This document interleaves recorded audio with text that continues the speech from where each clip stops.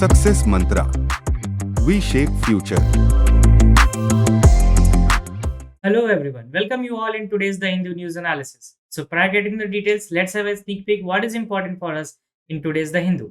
So first of all, we have a very important news regarding the schemes again, right? आजकल कुछ दिनों से schemes बहुत हो रहा है। हम लोगों ने पीएम श्री स्कीम देख लिया, पीएम श्री स्कीम देखा first of all. Second is Tamil Nadu breakfast scheme देखा हम लोगों ने, and third is Eklavya Eklavya scheme देखेंगे आज। बहुत छोटी सी न्यूज़ है, but when you analyze that very particular topic you will get to know a lot on this, right? और इस पे क्वेश्चंस फ्रेम हो सकते हैं। अब देखिए, आप जैसे एग्जाम में पढ़ते हैं, यहाँ पर आपने पढ़ लिया, न्यूज़ हेडलाइन पढ़ लिया कि अच्छा, Eklavya schools for tribal students gate short shift in teacher recruitments, right? कि टीचर का रिक्रूटमेंट में शॉर्ट शिफ्ट हो गया है। तो ये आपने न्यूज़ पढ़ लिया, तो यह एग्जामिनेशन पॉइंट ऑफ व्यू से बिल्कुल भी इंपॉर्टेंट नहीं, right? But when they frame on the schemes question, तो they can easily frame questions like this, right? कि एकलव्य स्कूल कब स्टार्ट हुआ, किसने स्टार्ट किया, and these type of things बहुत इंपॉर्टेंट हो जाते हैं। बट उसके लिए क्या जरूरी है? Analysis, right? तो उसके लिए एनालिसिस पढ़ेंगे हम।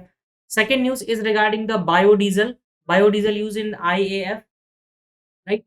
इस टाइप के क्वेश्चंस आपको आईलेट पूछ सकता है, इस टाइप के क्वेश्चन भी आपको आईलेट पूछ सकता है एकलव्य स्कीम के regarding, right? And today's era is not of what Modi tells Putin. आज जिन्होंने अभी तक इंस्टाग्राम अपना एक बार भी स्क्रॉल किया होगा अच्छे से, और वो अच्छे अच्छे पेजेस को फॉलो करते होंगे, तो उन लोगों ने देखा होगा मोदी जी की बहुत अच्छी फोटो आई है।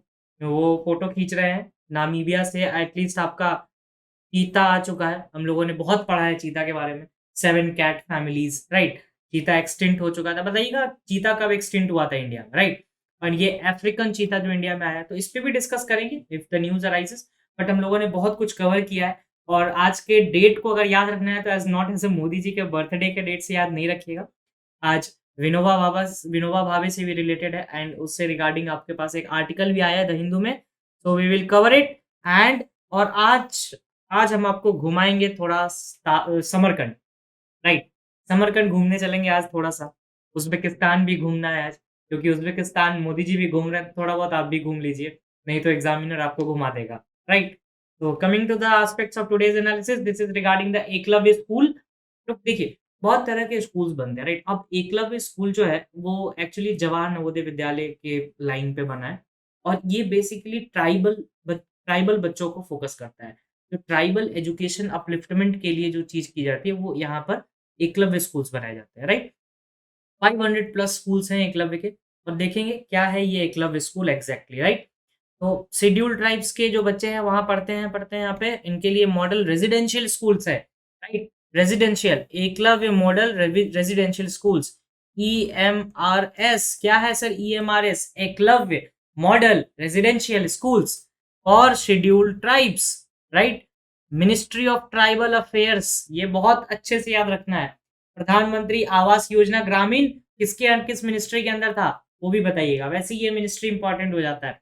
मिनिस्ट्री ऑफ ट्राइबल अफेयर्स 1997-98 के टाइम पे स्टार्ट हुई थी, एंड 480 स्टूडेंट्स की कैपेसिटी है फ्रॉम क्लास 6 टू क्लास 12। तो क्लास 6 टू क्लास 12, अगर आप लोगों ने कभी एग्जाम दिया होगा सैनिक स्कूल या जवाहर नवोदय विद्यालय का, तो क्लास 6 में एक एंट्रेंस होता है, राइट? तो उसी तरह से ये भी है। तो इसमें भी इसी टाइप का होता है कि एंट्रेंस होता है, और रेजिडेंशियल स्कूल्स होते हैं, बच्चे जाते हैं, एडमिशन लेते हैं, वहीं रहते हैं। तो नवोदय विद्यालय में भी वैसे ही होता है। These are one of the prestigious schools of India, right? तो आपके माइंड में क्वेश्चन आना चाहिए कि सर केवल ये ट्राइबल्स के लिए है? नहीं, 10% रिजर्वेशन भी है इसमें, राइट? 10% रिजर्वेशन भी है, और किस तरह का रिजर्वेशन ये भी देखेंगे। 10% of the EMR seat can be filled up two by non ST candidates, right? लेकिन स्ट्रेंथ 480 से ज्यादा नहीं होनी चाहिए, राइट? तो इन्होंने कैप डिसाइड कर लिया कि सर 480 नॉन ST स्टूडेंट्स होंगे, उनका कैप लगा दिया, राइट? और वो कितने होंगे? 10% ऑफ सीट्स, राइट? ये अगर 367 EMR स्कूल्स है, राइट? 367 EMR स्कूल्स, अगर आप कैलकुलेशन करें 367, यहाँ पर आपका थोड़ा सा DI चेक हो जाएगा। 367 स्कूल्स, अगर हर स्कूल में 100 सीट्स हैं, तो इसका 10% आपको नॉन ST कैंडिडेट्स के लिए होगा, यानी 3670 overall, right? Overall, right? 480 strength होता है वैसे, और ओवरऑल की बात की, this is just a rough estimation कि कैसे डिसाइड होता है। तो 10% सीट्स नॉन ST के लिए, बाकी ST कैंडिडेट्स के लिए, राइट? और इसको गवर्नमेंट्स ग्रांट्स भी देती है। तो आपके माइंड में क्वेश्चन आ रहा होगा सर ग्रांट्स कैसे दे सकती है? Article 257 of clause 1 of Indian constitution जो बोलता है वो ये बताता है कि गवर्नमेंट ग्रांट दे सकती है स्टेट गवर्नमेंट्स को अंडर द इसको एक्सपेंसेस को बियर करने में for the upliftment of tribals, right? ये आर्टिकल याद रखना, क्लैट जब भी पूछेगा आपसे तो उसको सारी न्यूज़ दे देगा आपको वो, बट ये नहीं बताएगा किस आर्टिकल में है, कितने ईएमआर से स्कूल हैं, नॉन एसटी के लिए कितने परसेंट रिजर्वेशन है, कब स्टार्ट हुआ था EMR, what exactly this EMR is for, किस कैंडिडेट के लिए, एसटी के लिए, सभी स्टूडेंट्स के लिए। तो आप लोग क्या कर देंगे सर शेड्यूल कास्ट भी है सर, नहीं, schedule tribes only ST candidates के लिए स्कूल है, राइट? एंड 10% नॉन एसटी, ये चीजें याद रखनी है। ग्रांट्स किस आर्टिकल से दिया जाता है? Article 275 sub clause 1 of the Indian constitution से, राइट? और ये नवोदय विद्यालय के पैरालांस पे खुला, वैसे ही वहां भी होता है। 6th क्लास में एडमिशन होती है आपके, 12th तक वो क्लासेस चलते हैं जवाहर नवोदय विद्यालय, राइट? और ऑलमोस्ट ऑलमोस्ट अगर देखा जाए तो ये फ्री स्कूल्स ही होती हैं, बहुत मिनिमल फीस होती है। तो ये चीज याद रखने वाली है स्कीम्स के पर्सपेक्टिव से। और इस पर्टिकुलर टॉपिक को आप कहाँ कहाँ लिंक करेंगे तो देखते हैं। सबसे पहला लिंक होगा पीएम श्री स्कीम, राइट?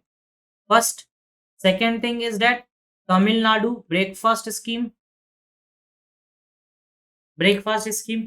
इतनी सारी स्कीम्स पढ़ रहे हैं तो एक बार ये भी पढ़ लीजिएगा, प्रधानमंत्री ग्रामीण आवास योजना, राइट? प्रधानमंत्री आवास योजना ग्रामीण या प्रधानमंत्री ग्रामीण आवास योजना।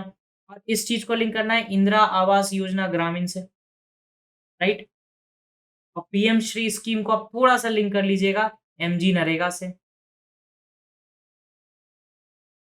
तो इतने सारे स्कीम्स हो गए, 4 से 5 स्कीम्स है जो आपके एग्जामिनेशन पॉइंट ऑफ व्यू से बहुत ज्यादा इंपॉर्टेंट है, क्योंकि अगर एक पैराग्राफ बनता है तो इसमें 2-3 स्कीम्स कवर हो जाएंगी, राइट? तमिलनाडु के साथ कवर हो जाएगा, प्रधानमंत्री ग्रामीण आवास योजना के साथ इंदिरा गांधी कवर हो जाएगा, राइट? तो इस तरह से मैंने आपको एक डिटेल दे दिया और इन आने वाले कुछ टाइम में ये हाईलाइट होंगे, right? And we have highlighted this topics in the past 15 days, right? Past 15 days में भी इसमें से बहुत सारे न्यूज देखने को मिले हैं। तो just focus on these schemes, right? कुछ भी नहीं पढ़ने लगना है, राइट? ये न्यूज में है तो इसको कवर कर लीजिए, because these news are very important और द हिंदू ने बहुत बार हाईलाइट किया है। छोटी छोटी चीजें होती है, बच्चे मिस कर जाते हैं कि सर अच्छा स्कीम से क्वेश्चन पूछ रहा है, स्कीम ये करंट अफेयर से स्कीम से क्वेश्चन पूछा है, नॉट लाइक ये someone static thing, right? Coming to the next aspect of today's is about the Indian Air Force to fly AN-32 blended biodiesel for 200 hours, right? Biodiesel क्या होता है? Class 9th में पढ़ा होगा आपने बायोडीजल, राइट? जो biodiesel जिसको renew कर सकते हैं जिन डीजल्स को, राइट? तो सबसे पहले हम देखेंगे बायोडीजल की डेफिनेशन क्या होती है। It is a renewable biodegradable fuel manufactured domestically from the vegetable oils, animal fats, recycled restaurant grease, right? जो भी रिन्यूएबल बायोडिग्रेडेबल फ्यूल्स होते हैं उन्हें हम कहते हैं बायोडीजल्स। और ये टारगेट है कि 200 घंटे 200 आवर्स AN-32 ट्रांसपोर्ट को हम 10% ब्लेंडेड बायोडीजल मोड में चलाएंगे, 10%, राइट? 10% इन 6 मंथ्स, राइट? तो 10% चलाना है। एक बार क्रॉस चेक कर रहे हैं कि कार्बन फ्री के लिए एक तरह से हम लोग जा रहे हैं कि कार्बन फुटप्रिंट को कम करना है, राइट? कार्बन न्यूट्रल हमारा टारगेट भी है और कार्बन फुटप्रिंट को कम करने के लिए बायोडीजल्स का यूज कर रहे हैं, राइट? और सेकंड एयरक्राफ्ट कौन है? डोरनायर, राइट? डोरनायर, उसने 50% हनीवेल, इसका एक इंजन है, 50% बायोफ्यूल पे चला। अभी वाला कितना है? 10%, 200 आवर्स 6 मंथ्स के लिए AN-32, राइट? इतना काफी है। And this topic is very important when it comes to the IELTS perspective, because IELTS आपको टर्म्स पूछता है। IELTS आप प्रीवियस ईयर पेपर उठा के देख लीजिए, कोई ना कोई इकोनॉमिक के टर्म्स मिल जाएंगे। So you can get terms like biodiesel क्या होता है सर, बायोडीजल क्या होता है, याद रख लीजिएगा बायोडीजल क्या होता है, राइट? तो revise this topic and note down this topic. ऐसे टर्म्स आपको एलेट पे भी फोकस करने हैं, नहीं तो फिर कहिएगा एलेट का जीके टफ था सर। यहीं से पूछते वो लोग टर्म्स पूछ लेते हैं, क्लैट डिटेल में पूछ लेता है चीजों को, राइट? तो उसको अच्छे से पढ़ लीजिएगा, right? Coming to the next aspect, Modi ji just like meeting Putin and saying कि यार क्यों लड़ाई करना है, राइट? क्या रखा है इन लड़ाई झगड़ों में, क्या रखा है पुतिन लड़ाई झगड़ों में? तो लड़ाई झगड़ा नहीं करना है। तो ठीक है, ये चलिए इनकी बातें होती रहेंगी। तो इसमें हमारा क्या काम है? We will discuss about the SCO, Shanghai corporation organization. We will discuss about RATS, right? Regional anti terror schemes जो चलते हैं इनके एक्टिविटीज। रैट्स के बाद we will discuss on the Samarkand. Samarkand, you can use Q or K both in Samarkand, right? Both are right? And the most important aspect, Uzbekistan. We will just focus on Uzbekistan also. So these four important aspect, and I am repeating this SCU, I guess third time, right? और ये सारे topics one और second times revise होने वाले हैं, तो इसको भी फोकस करना है। और समरकंद उज्बेकिस्तान से रिलेटेड टॉपिक आपसे पूछे गए हैं पहले भी, राइट? क्लैट नहीं पूछे हैं, so revise it and focus on it, right? ये उज्बेकिस्तान का मैप है, एक बार जरूर देख के जाइएगा, राइट? क्योंकि अफगानिस्तान से क्वेश्चन पूछे जा चुके हैं इन द 2021 क्लैट, राइट? ये रहा आपका समरकंद, राइट? समरकंद के पास क्या है? Turkmenistan, Kazakhstan, Tashkent. ताशकंद क्यों इंपॉर्टेंट है बताइएगा? ताशकंद, हमारे second prime minister of India का यहीं पर डेथ हुआ था, ताशकंद में, राइट? तो ये देखिएगा, ताशकंद ऐसे याद रखना है। तो समरकंद ये रहा, बट इस मैप में उतना कुछ नहीं है जितना उज्बेकिस्तान के मैप में आपको सीखने के लिए मिलेगा, और क्वेश्चंस फॉर्म होंगे उसी मैप से, राइट? तो सबसे पहले समरकंद के बारे में देखते हैं। समरकंद में से 22nd समिट हो रहा है। क्यों इंपॉर्टेंट है Samarkand? Why we are reading this Samarkand topic? Because 22nd Shanghai corporation organization यही हो रहा है, राइट? और ये किस रिवर वैली में है? Zarafshan river valley, right? In the south eastern region of Uzbekistan. ये साउथ ईस्टर्न कैसे है? Let me tell you, right? ये अगर आपको उज्बेकिस्तान बनता है, राइट? ये उज्बेकिस्तान बनता है, तो इसके इस रीजन में अगर साउथ ईस्टर्न बनाना हुआ, इस तरह से आप लोग कवर कर ले सकते हैं टॉपिक, राइट? इस रीजन में है आपको समरकंद। अभी हम लोगों ने देखा समरकंद डाउन साउथ में है, राइट? डाउन साउथ ईस्ट में है। इस तरह से याद रखना है चीज़ों को। साउथ ईस्ट में है, उज्बेकिस्तान के साउथ ईस्ट में समरकंद है, राइट? 22nd यहाँ पर शंघाई कॉर्पोरेशन ऑर्गेनाइजेशन की मीटिंग हो रही है, एंड किस वैली में है? ज़ारेफशान वैली, राइट? समरकंद को कल्चरल कैपिटल भी बोला जाता है, और इसको यूनेस्को वर्ल्ड हेरिटेज साइट में भी एडेड किया गया, right? UNESCO world heritage site. And when you read the medieval Indian history, जब कभी आपको मौका मिले मेडिवल इंडियन हिस्ट्री पढ़ने का, तो आप पढ़ेंगे एक नाम, अब्दुल रज़ाक समरकांडी का, राइट? विजयनगर एम्पायर के टाइम पे वो आया था। That is not your part to read for this examination point of view, but एक चीज याद रखनी है, it is known as the cultural capital Samarkand, right? UNESCO world heritage site में है। The name Samarkand is derived from Sogdian civilisation. इस तरह के क्वेश्चंस बनते हैं क्लैट में, और पेपर हो जाता है टफ, राइट? कि समरकंद में कौन सा सिविलाइजेशन है? सोगडियन सिविलाइजेशन। इसमें समर का मतलब होता है स्टोन, ये रॉक, और कंड का मतलब होता है fort, right? Stone fort, right? Samarkand का मतलब होता है टाउन और फोर्ट ऑफ रॉक और स्टोन, जो कि आपको प्रोटेक्ट करेगा, राइट? सोगडियन सिविलाइजेशन से बिलोंग करता है। समरकंद का मतलब पता होना चाहिए। And the city of Samarkand store house of natural resourcing spanning of central Asia. Obviously central Asia का मिड पॉइंट बनता है ये, तो सब कुछ यहीं से जाएगा।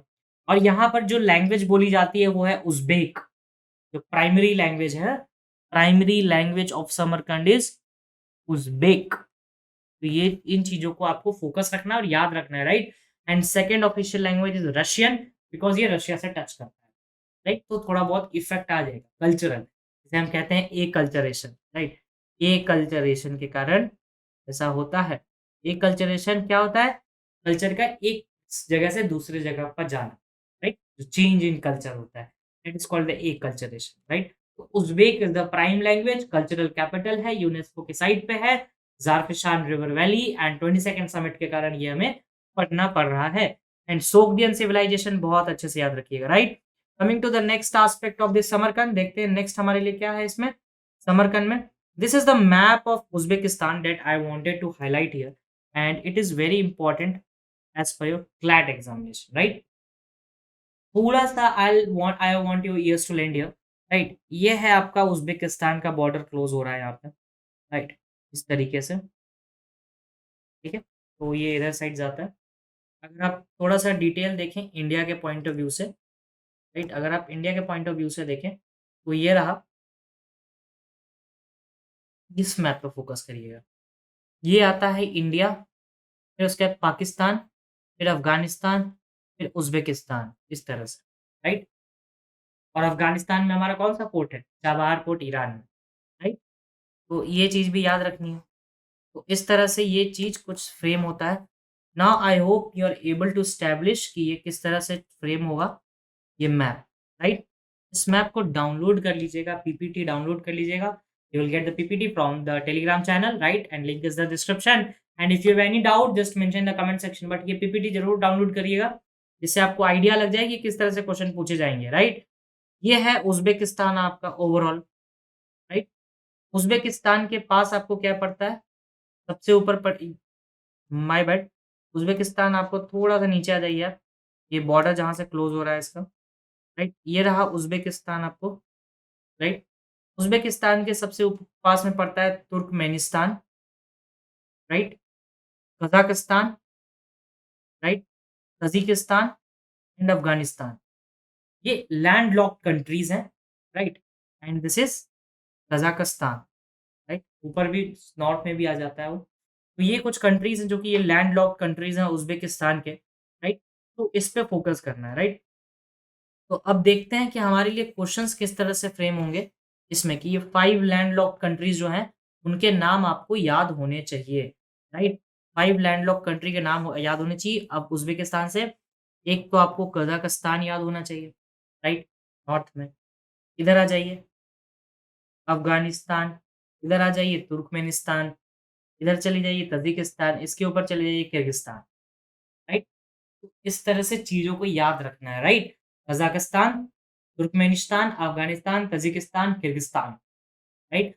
और ये क्वेश्चन पूछे जा चुके हैं इस टाइप के, right? That's why I am emphasising कि इसको एक बार पढ़ लीजिएगा अच्छे से, नहीं तो एग्ज़ाम में ब्लंडर होगा फिर पता नहीं चलेगा अरे नॉर्थ में कौन, साउथ में कौन, फिर समझ में नहीं आएगा, राइट? तो ये देखिए it is surrounded by the 5 landlocked countries, Kazakhstan in the north, देख लीजिए, कज़ाकिस्तान नॉर्थ में है, ये रहा, कज़ाकिस्तान नॉर्थ, राइट? इस चीज़ों को याद रखना है इस तरीके से, map that's why I am mentioning map here. Kyrgyzstan in north east देख लेते हैं, किर्गिस्तान नॉर्थ ईस्ट में है बिल्कुल है sir. North, south just put me like this here, north में कज़ाकिस्तान, नॉर्थ ईस्ट में किर्गिस्तान, राइट? साउथ ईस्ट में तुर्कमेनिस्तान एंड इधर आपको तजिकिस्तान एंड अफ़गानिस्तान, राइट? तो मैप के साथ टैली कर लीजिएगा इस चीज़ को, that it will help you a lot in your examination, right? Kazakhstan in north, Kyrgyzstan in north east, Tajikistan in south east, Afghanistan in south, Turkmenistan in south east, right? और इसका I want to just give you a simple trick also, right? जिससे आप थोड़ा और clarity के साथ याद कर सकते हैं इसको। बीच में उज़्बेकिस्तान को सपोज़ कर लीजिए, राइट? नॉर्थ में कौन-सा है? कज़ाकिस्तान, बस ये कज़ाकिस्तान और किर्गिस्तान में डिफरेंस रखना है यार। कज़ाकिस्तान नॉर्थ ईस्ट में है, किर्गिस्तान, राइट? ये दूसरा हो गया। और ईस्ट साउथ ईस्ट में कौन-सा है? Tajikistan, right? And Afghanistan is in the south, Afghanistan is in south and south west में कौन-सा है? Turkmenistan, right? तजिकिस्तान, तुर्कमेनिस्तान ये भी टीटी से साउंड करते हैं। तो इस तरह से आपको चीज़ों को फ़ोकस करना है, राइट? तो इतने तरह से कंट्रीज़ हैं, एक सर्कल बनता है, क्वाड्रेंट्स भी याद रख सकते हो मैथ्स वाले, right? Kazakhstan, Kyrgyzstan, Turkmenistan, Afghanistan and this is Turkmenistan your right? Tajikistan, Kazakhstan, Kyrgyzstan, Tajikistan, Afghanistan and Turkmenistan. बहुत सारे स्थान हैं, तो इस तरह से याद रखना और इस चीज़ों को याद कर लीजिएगा, बिकॉज़ क्वेश्चन्स अगर एससीओ पे आते हैं, तो इस तरह से भी क्वेश्चन्स बनेंगे, राइट? तो I have given you just an idea कि या तो आप मैप से देख के समझ सकते हैं उसको या फिर इस तरह से क्वाड्रेंट्स में बाँट लीजिए, उसके बाद कर लीजिए, राइट? उज़्बेकिस्तान पे आते हैं, लार्जेस्ट सिटी है और कैपिटल है ताशकंद, राइट? ताशकंद, ताशकंद में जहाँ पे इंडिया के सेकंड प्राइम मिनिस्टर का डेथ हुआ था, राइट? बताइएगा कौन थे वो सेकंड प्राइम मिनिस्टर? आप लोगों ने मूवी भी देखी होगी इस पे, right? Official language is Uzbek and inter ethnic language is Russian because of acculturation, right? I have just told you acculturation का कॉन्सेप्ट। एकल्चरेशन के कारण इंटर एथनिक लैंग्वेज रशियन हो जाती है and official language is Uzbek, currency is Uzbek som, Uzbek som ये याद रखिएगा, यूज़ेडएस Uzbek som. ये तो बहुत अच्छे से याद रखिएगा, इस पे क्वेश्चंस आ सकते हैं। They can easily ask question because it is confusing, ज़्यादा कुछ नहीं करना है। क्वाड्रेंट्स में डिवाइड करने हैं, नॉर्थ, साउथ, ईस्ट, वेस्ट, बस वैसे ही लगा लेना है, राइट? इस तरह से अच्छे से हो जाएगा ये, और ये भी याद रख लीजिएगा कौन सा कंट्री नॉर्थ में है, साउथ में कौन सा है। They can ask you like कि which of the following is in the south of Uzbekistan, right? President कौन है यहाँ के? Mister Shavkat Mirziyoyev. ये भी एससीओ के हेड भी यही हैं, क्योंकि एससीओ इनके यहाँ ही हो रहा है, राइट? जिसकी लाठी उसकी भैंस। ये किस पार्टी के हैं? उज़्बेकिस्तान लिबरल डेमोक्रेटिक पार्टी के हैं। Uzbekistan liberal democratic party. PM कौन है यहाँ के? अब्दुल्ला अरिपोव, 2016 से हैं, बहुत पुराने हैं। एक 4 या 5 ही प्राइम मिनिस्टर हैं इनके यहाँ, ज़्यादा है भी नहीं, राइट? Abdulla Aripov. तो इस तरह से याद रखना है चीज़ों को। आप 1 सेकंड के लिए इनका प्राइम मिनिस्टर भूल जाइए, but surrounded by 5 landlocked countries, और किस तरह से सराउंडेड है ये याद रखिएगा, राइट? तो coming to the next aspect of this analysis, next क्या है हमारे लिए? What is next for us is about the Shanghai corporation organization. तो ये कितने मेंबर्स है जोड़ लीजिए, 1 2 3 4 5 6 7 8, 8 ही है। तो जो लोग 9 के साथ कंफ्यूज अगर कर रहे होंगे आप लोग, सर 9 है, राइट? तो जो लोग 9th के साथ कंफ्यूज कर रहे होंगे सर 9 है, ईरान का नाम नहीं है यहाँ पर, तो ईरान नेक्स्ट ईयर से ऐड हो जाएगा, राइट? अभी तो 2019 में इन्होंने कहा है, 2022 में इन्होंने कहा है कि हाँ सर हम ईरान को भी ऐड करें, तो बट सर वेट करिए, थोड़ा-सा तो वेट करिए, इंटरनेशनल ऑर्गेनाइजेशन है, राइट? तो वो 9th नेक्स्ट ईयर से आपको देखने के लिए मिल जाएगा, राइट? तो अभी टोटल अगर मेंबर्स पूछे भी जाते हैं, तो आप 9 ही डालिए, क्योंकि 9 मेंबर्स हैं, बट द हिंदू ने 8 ही का नाम दिया है, देना चाहिए था 9th मेंबर का भी नाम, राइट? और ये क्यों पढ़ना पड़ रहा है? बिकॉज़ 22nd एससीओ मीटिंग है Samarkand, Uzbekistan.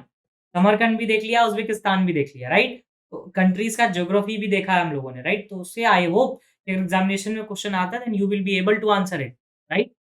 Shanghai Cooperation Organization is a Eurasian political, economic and security organization. इसका एक इकोनॉमिक बैंक भी है, and I have a question for you today regarding this SCO. और सिक्योरिटी ऑर्गेनाइजेशन भी है जिसको हम कहते हैं रैट्स, राइट? रैट्स के बारे में भी देखेंगे अभी। एससीओ 2001 में बना। देखिए 1996 में एक ग्रुप था शंघाई 5 करके, राइट?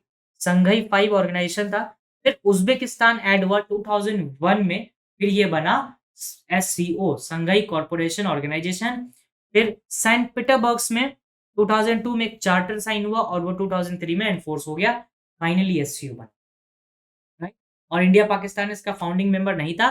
2017 में इंडिया और पाकिस्तान इसका पार्ट बना। शंघाई 5 में कितने लोग थे? तो 5 लोग होंगे obviously, Shanghai 5, China, Kyrgyzstan, Kazakhstan, Russia and Tajikistan, right? और उसके बाद ये बना आपका फिर उसके बाद आपका ये बना कि उज़्बेकिस्तान को ऐड किया गया 2001 में। अब उज़्बेकिस्तान ऐड हो गया तो कितने हो गए? टोटल 6 हो गए, फिर धीरे-धीरे कंट्रीज़ ऐड होते चले गए, राइट? तो इंडिया पाकिस्तान एक साथ ऐड हुआ 2017 में। तो ये चीज़ याद रखना है। और 17 सितंबर 2001 को ये अनाउंस किया गया, Iran would become the full member of SCO.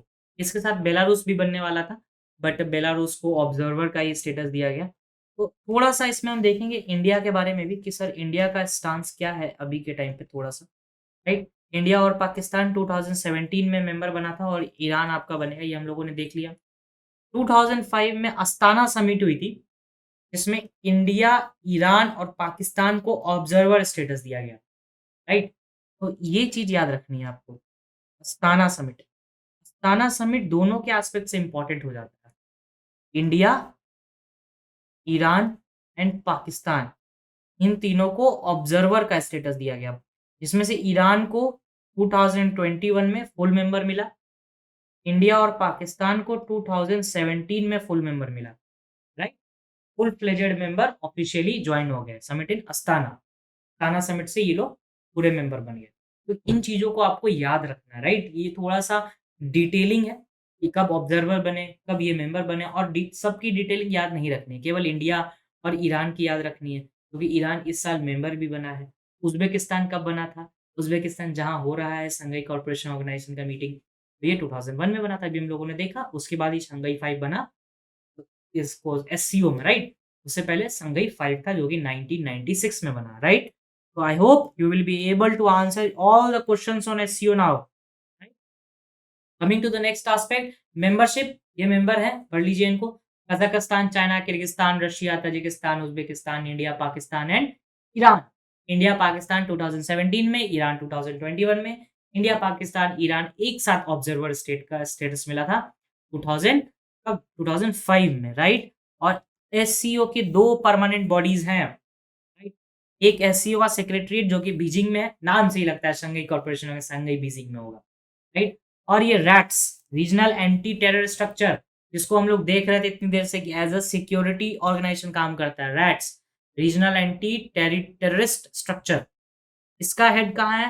Tashkent में, राइट। ताशकंद में है। Official working language Russia and Chinese, क्योंकि मोर डोमिनेंसी के कारण। और इंडिया 2023 में होस्ट करेगा, राइट। और पाकिस्तान ने इस बात की कहा भी है, कल ही कहा है पाकिस्तान ने कि ज्वाइनिंग की बात हम अभी नहीं बताएंगे कि हम अगली बार आएंगे या नहीं आएंगे।